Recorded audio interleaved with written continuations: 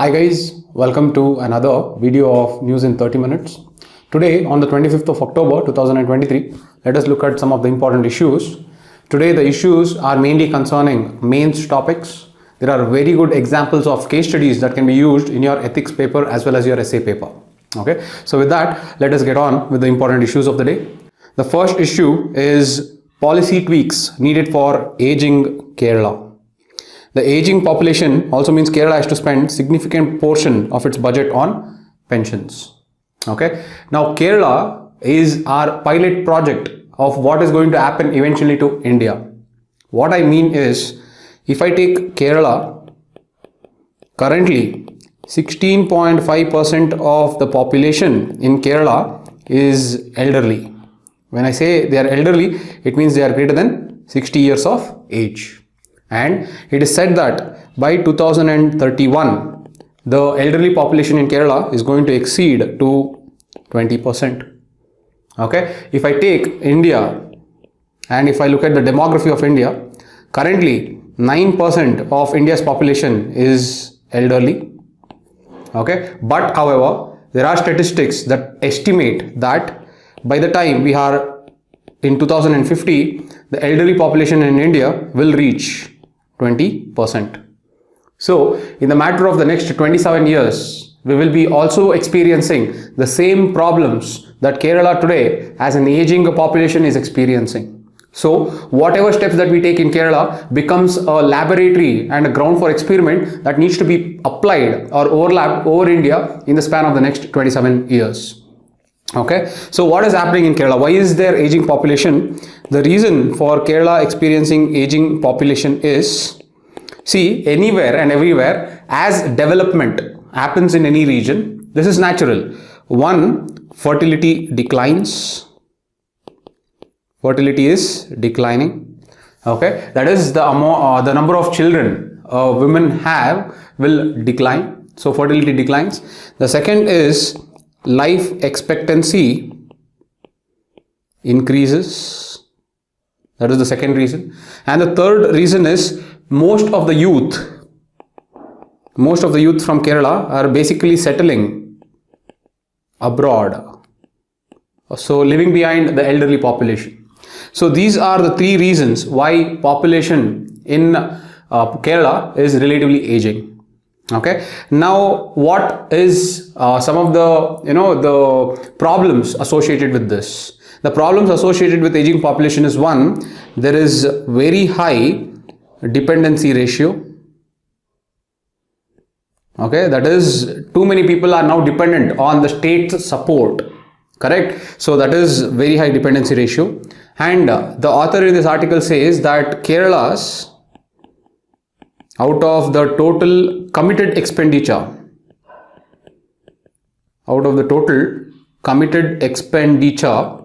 Kerala spends 21% of its committed expenditure on pensions.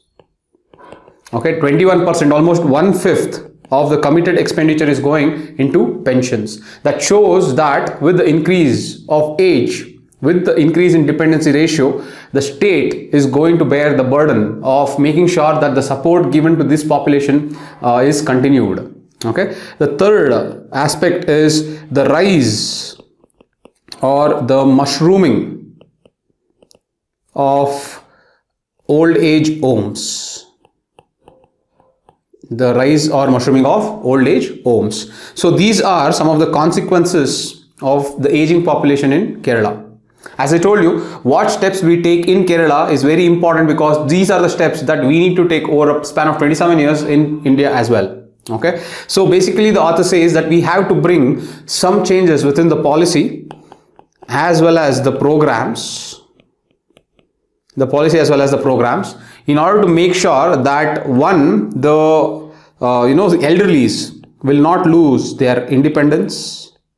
Okay, the elderlies will be given a proper care, and the elderlies will not under any circumstances be they will not be devoid of dignity.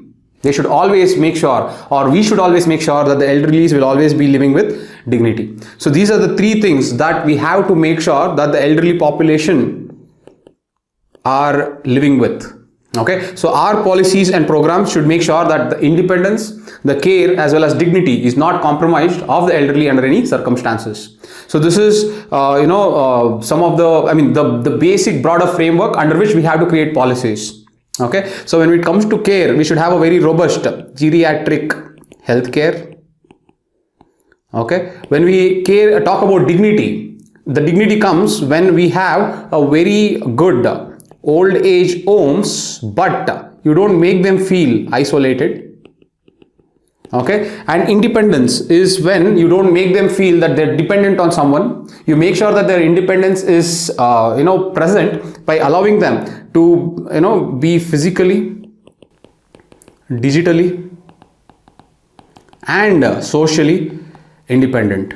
Okay, so that independence gives them confidence to live life with happiness, to live life more fulfilled. So these are the three aspects through which we have to design the policies in order to make sure that our elderly population is taken care of.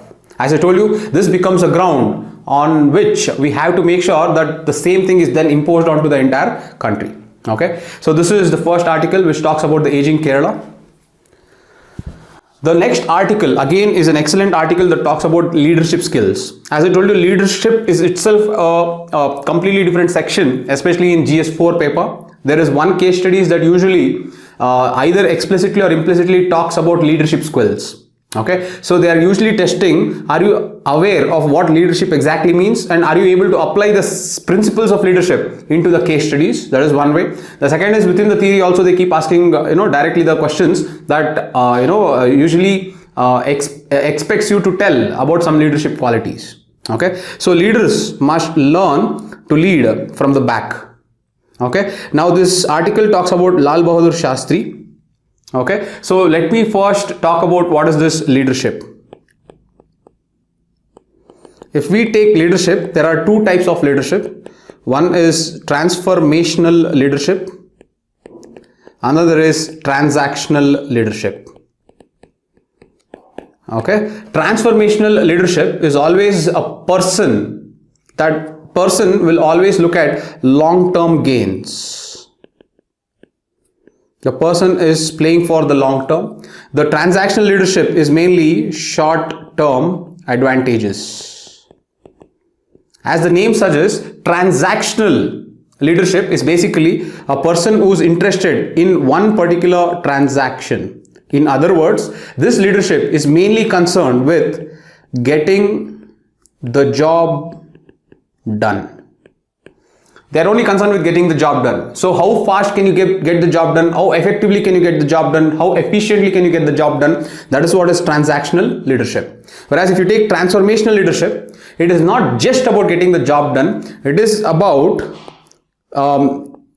learning and teaching about the process. It is not just about getting the job done, it is about learning as well as teaching about the process. The process will itself create actors who will automatically do the job in the long run. Okay, once every actor knows the process in and out, getting the job done becomes easier. Okay, so that is what is transformational leadership and transactional leadership. So basically, when it comes to civil services, we need transformational leadership because let us take that if there is any social welfare scheme, for example, Swachh Bharat Abhiyan, where the entire focus is on cleanliness. Now, a transactional leadership, if I apply transactional leadership over Swachh Bharat Abhiyan, it means building toilets. So basically, you will have a target. So your job is only to meet the target. Build as many toilets as possible in this much span of time. So that is what is transactional leadership. If I take Swachh Bharat Abhiyan under transformational leadership, it is not only building toilets, it is about bringing behavioral change amongst the people and making them aware of the importance of cleanliness. So when you make them aware of the importance of cleanliness, the process, when you make them aware of the importance of cleanliness, automatically the toilets will be built and automatically people will use those toilets. So this is the two types of leadership, transformational as well as transactional. Okay, and in this article they say leaders usually must lead from the back. The best example is, from my point of view, MS Dhoni, who always, once after winning a match or after winning any cup, he always allows youngsters to take the cup or lift the cup, so that boosts their confidence and their performance. Correct? And in this article, the author has given the example of Lal Bahadur Shastri ji. Okay, so when Lal Bahadur Shastri ji, during 1960s, we were having nutritional deficiency, and on top of that we were a milk deficit state. Right? So when we were a milk deficit country, as well as we were suffering from nutritional deficiency, at that time Lal Bahadur Shastri heard about something called Operation Flood. Okay, that was started by Mr. Varghese Kurian. Okay, so the spelling is Varghese Kurian. Okay, it was started by Varghese Kurian, and when Lal Bahadur Shastri ji learnt about the achievements of Varghese Kurian in Anand, Lal Bahadur Shastri ji met Varghese Kurian incognito. Incognito means he met the person without any media or without any dissemination of information or without anyone knowing about it. He was able to meet Varghese Kurian. He was able to discuss about the milk economics. He was also able to discuss about the animal husbandry. So once he learnt about the importance and the methodology adopted by Varghese Kurian in order to improve the milk production in Anand district, then the Lal Bahadur Shastri allowed unwavering support for this particular program to be implemented in the country. Now look, the leadership skill of Varghese Kurian was given complete independence to implement it on a scale of the country, and Lal Bahadur Shastri ji played a transformational leadership role by staying at the back. If Lal Bahadur Shastri ji would have interfered in the process, then the implementational efficiency would have been affected. However, him being a transformational leadership was able to take the role of staying at the back and allowing the important actor, that is Varghese Kurian, to implement the program effectively throughout India. This resulted in the entire India today being a milk surplus nation, and milk being very important in order to overcome our nutritional deficiency, especially amongst the youth and the younger demography in our country. Okay, so this is an excellent case study of how a leader should always play from the back rather than trying to take up more of the media glare or trying to take up more of the space or trying to play around with the ego. Okay, so this is one of the very good articles that can be used in your case studies to exemplify the qualities that are needed for leadership, as well as this case study can also be used in the theoretical aspects in order to substantiate some points in the theory. Okay, so this is another excellent article. The third one. Okay, now our Prime Minister urges people to throw out the forces of casteism, regionalism, which divides our country. Okay, so basically why I have taken this is, in this particular function our Prime Minister has attended, our Prime Minister has taken 10, or he has asked us to take 10 pledges. Okay, now the 10 pledges that our Prime Minister has asked us to take is, look at this. The 10 pledges are: 1. Promote digital transactions. 2. Cleanliness. 3. Indigenous products. 4. Quality products. 5. Natural farming. 6. Millets. 7 is domestic tourism. 8 is fitness. 9 is to save water. And the 10th is to raise social status of at least one poor family by becoming member of their household. Okay. Now, what is the reason for me to tell these 10 pledges? They are not going to ask you in the exam what are the 10 pledges that the Prime Minister of our country seeked from the people during Dassara festival. This is definitely not how they ask. But coming from UPSC preparation point of view, especially in mains, what you should understand is, one, what are the areas that the government is constantly focusing on. Whenever our prime minister and our president or our ministers talk, you should always have a very keen observation of which sector, which sections are they talking about, because the questions in mains usually comes around these sections. The only reason is that is the focus area of the government. Now observe this, the 10 pledges are the 10 focus areas where the questions will definitely come in either of the one GS papers. If you take promoting digital transactions, this is very important from India stack point of view. India stack means it is India's digital infrastructure. India's digital infrastructure as Aadhaar, it has UPI, it has CoWIN, it has DigiLocker. So all this to put together is what we call as India stack. Okay, so promoting digital transactions has been one of the most important facet of this current government. Digitalization and digital India is part of this government's agenda. So questions will definitely come on digital India. So you should have a very good write up on digital India. This is how you need to prepare. Okay, the next is cleanliness. As you know, the government is excessively focused on Swachh Bharat Abhiyan. The government is also focused on smart cities, Amrut as well as Amrut 2.0. All this has a component of cleanliness in it. Even so is Namami Gange program. See, so cleanliness is a very important section again. So when you take these pledges, you should be able to at least write 300 to 500 words on this pledges itself. For example, indigenous products. We are into Atmanirbhar Bharat. Okay, so that is another section that India is focusing upon. When you take quality products, see, our pharmaceuticals are increasingly being questioned depending upon the quality. For example, if you take our cough syrups in Africa, it has led to some negative externalities where few people have died by taking that medicine. This questions the quality of India's pharmaceuticals. Again, this is how you need to generate more points and dimensions. If I take natural farming, we are purely focusing on zero budget natural farming. We are also focusing on organic farming.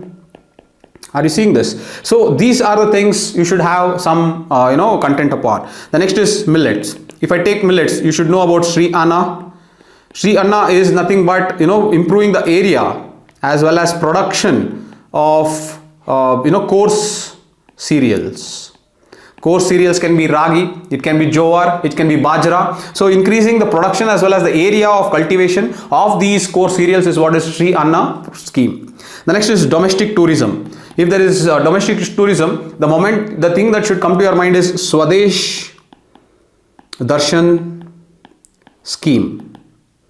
Okay, so Swadesh Darshan scheme is a theme based circuits. Okay, this is developed in order to improve the domestic tourism. What is theme-based circuit?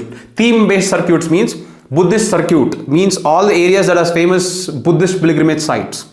Or let us say Ambedkar circuits, that is all the areas that has some significance in Dr. B.R. Ambedkar's life. Or let us say religious circuit or adventurous circuit or coastal circuit, beach circuit. So it can be anything, spiritual circuits. So any theme is taken and on the theme you build different areas in India which are interconnected on the basis of that theme. So this is known as Swadesh Darshan scheme, and this is what is helping in boosting domestic tourism in India. Along with that, we are bringing up connectivity like Udan program, which further facilitates mobilization of people and movement of people. So this is how you need to generate more points. Pledges as such will not be asked, but when pledges or such things come, you should be able to generate points on that. That shows that you are matured enough to have a learned knowledge, right? The learned knowledge is what is necessary to write in mains. The next is fitness. If I take fitness, non-communicable diseases now exceed communicable diseases when it comes to premature deaths. If there is deaths in India, that deaths are not because of communicable diseases, it's only because of non-communicable diseases that has majority of the stake. For example, it can be cancer, it can be stroke, it can be cardiovascular. So these are the diseases that are increasingly taking the space for premature deaths in India. That shows that fitness plays a very important role. The next is to save water. Okay, we have Pradhan Mantri Krishi Sinchai Yojana, which has three components. One component is watershed development, another component is per drop more crop, another component is improving water use efficiency. See how these are different ways to save water. The last is Again, very important from ethical angle, that is to raise social status of at least one poor family by becoming member of their household. Use this in your answer, especially in GS4 answer. You have to proactively use it. Don't wait for them to ask the question for you to answer. You proactively push it in your essay, you proactively push it in your ethics, telling that our leader as a prime minister is telling this. This upholds Gandhiji's talisman principles. Yes or no? So you can put this in any ethics answers, theory of case study, and tell how it is part and ingrained within our current societal development. Okay, so these are some of the pledges. The pledges as such, as I told you, is not important, but you deriving points out of it, because pledges means that it is the focus area of the government. Since it is coming from the mouth of the Prime Minister, it is the focus area of the government. Obviously, these areas will definitely be tested in your mains exam. So, having enough content on these pledges is very, very important for you to do good in your mains exam. So, this is how, not only in this article, but most of the articles that you come across, whenever you come across such things, you should be able to generate points on that, but not expect directly for those questions to come in the exam. That will never happen. You got that? Alright. So, this is about this article. So the next issue is the center is to roll out DNA and face matching systems at police stations across India. This again is very important to improve our criminal justice system. As I kept telling you, this is the third article that is coming on criminal justice system. Correct? So criminal justice system is a very important theme. Expect questions from prelims as well as mains on criminal justice system. Okay. Anyways, let us see what this article is talking about. This article is mainly talking about the Criminal Procedure Identification Act. Okay, so this Criminal Procedure Identification Act, okay, this was passed in 2021. Okay, so this replaces the Identification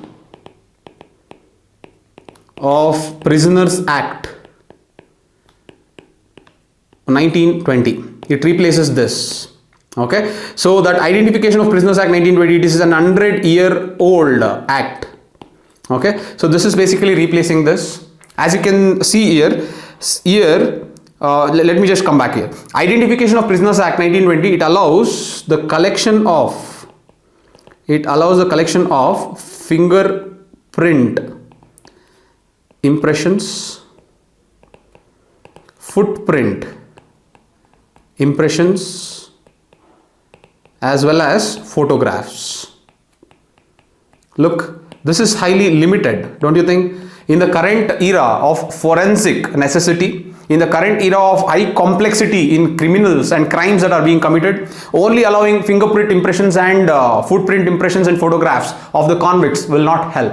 So this particular age-old act is actually obstacle in efficient criminal justice system. So to improve our criminal procedure, we have Criminal Procedure Identification Act 2021. So here, as it suggests, see, the law enables police and central investigating agencies to collect, to store and analyze physical and biological samples.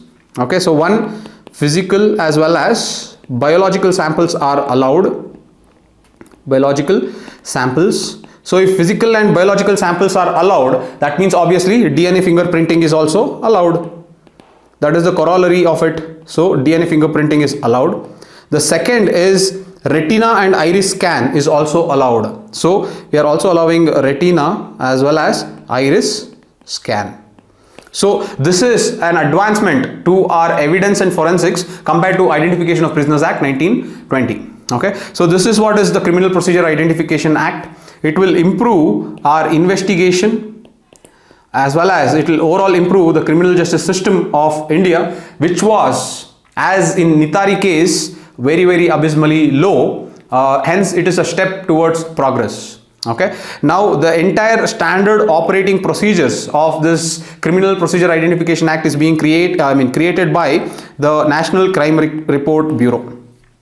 Okay, so NCRB is the one that is preparing the SOPs, the standard operating procedures. So once the standard operating procedure is is done, this physical and biological samples and retina and iris scan, this particular procedure will be applied across the country.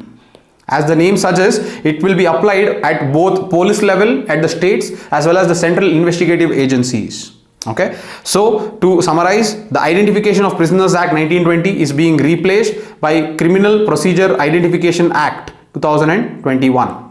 This allows the collection of biological and physical samples. That in turn tells us that it allows DNA fingerprinting. It also allows retina and iris scan. Okay, now there is one more database that is maintained, that is known as National Automated Fingerprint Identification System, NAFIS, National Automated Fingerprint Identification System. So what is this? This National Automated Fingerprint Identification System, it has fingerprints.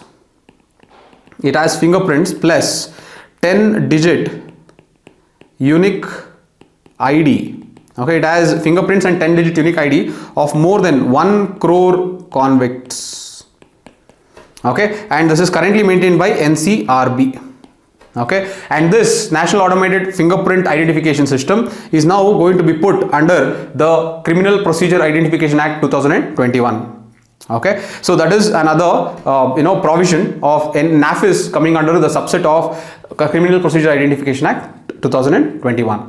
Okay, so this is about this article. You should know criminal justice system, what are being done to improve our criminal justice system very thoroughly. Okay, and the last article of today is a very good case study that you can use to prove the point that our customs, our traditions and our beliefs, okay, our customs, traditions and beliefs, constantly they say that it will perpetuate obscurantism, obscurantism, and they say that it suppresses reason. Okay, now this is false. Okay, take this case study now. There is no prohibition, yet alcohol and drugs are out of these villages of Uttarakhand.